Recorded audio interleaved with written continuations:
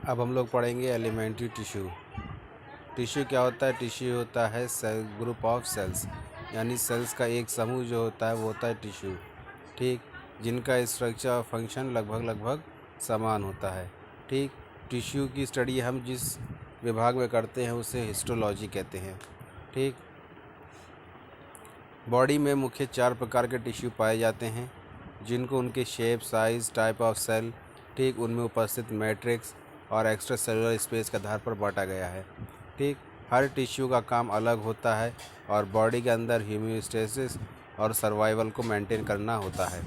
ठीक, तो body organ मुख्यतः 4 प्रकार के टिश्यू से बने होते हैं। पहला है एपिथेलियल टिश्यू, दूसरा है मस्कुलर टिश्यू, तीसरा है कनेक्टिव टिश्यू, चौथा है नर्वस टिश्यू। ठीक, एपिथेलियल टिश्यू क्या होता है? ये कवरिंग करता है और प्रोटेक्शन देता है बॉडी ऑर्गन्स को, बॉडी को। ठीक, दूसरा है मस्कुलर टिश्यू। ठीक, ये किस में सहायक होता है? ये बॉडी के मूवमेंट में सहायक होता है। कनेक्टिव टिश्यू ये क्या करता है? ये बॉडी का स्ट्रक्चरल फ्रेमवर्क बनाता है। ठीक, एक दूसरे को जोड़ता है, मसल्स टू मसल्स भी जोड़ता है, ऑर्गन को भी जोड़ता है। ठीक, अगला है नर्वस टिश्यू। ये क्या करता है? ये बॉडी के विभिन्न भाग्स को कंट्रोल करता है। ठीक, तो इसके आधार पर, इन टिश्यूज़ के आधार पर बॉडी में अलग अलग टिश्यूज़ हैं जिनके अलग अलग कार्य हैं। ठीक, टिश्यू जो होते हैं एक ऑर्गेनाइज्ड वे में अरेंज होते हैं अलग अलग ऑर्गन्स में, जैसे हार्ट, किडनी, लंग्स एट्सेट्रा। ठीक, इनका कार्य अलग अलग है। ठीक, अब हम लोग आते हैं क्लासिफिकेशन ऑफ टिश्यूज़ पर। ठीक, टिश्यूज़ क्या होता है? एग्रीगेशन ऑफ सेल होता है, यानी सेल का एक समूह टिश्यू कहलाता है। ठीक, और ये जो है एक दूसरे से संबंधित होते हैं और कोऑर्डिनेट मैनर में कार्य करते हैं। ठीक, टिश्यू को डिवाइड किया गया है उनके सेल टाइप, उनमें उपस्थित मैट्रिक्स, ठीक, उनके फंक्शन और बॉडी में उनकी लोकेशन के आधार पर। तो मनुष्य में जो टिश्यू उनको निम्न प्रकार से विभाजित किया गया है। पहला एपिथेलियल टिश्यू, दूसरा मस्कुलर टिश्यू, तीसरा कनेक्टिव टिश्यू, चौथा नर्वस टिश्यू।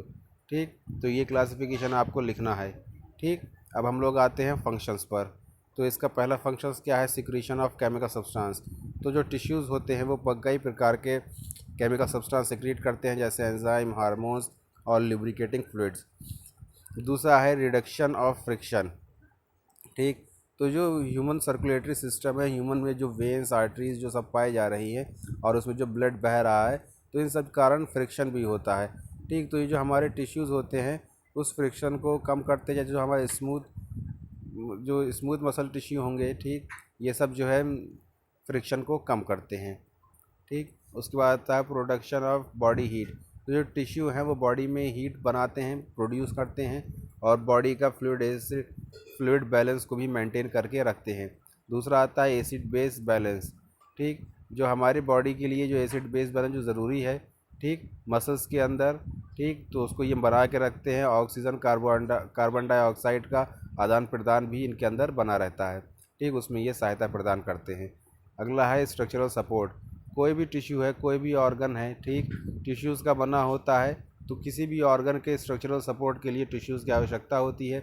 बॉडी को मूवमेंट के लिए, बॉडी को किसी भी कार्य के लिए एक स्ट्रक्चरल सपोर्ट की आवश्यकता होती है, वो सब टिश्यू प्रदान करते हैं।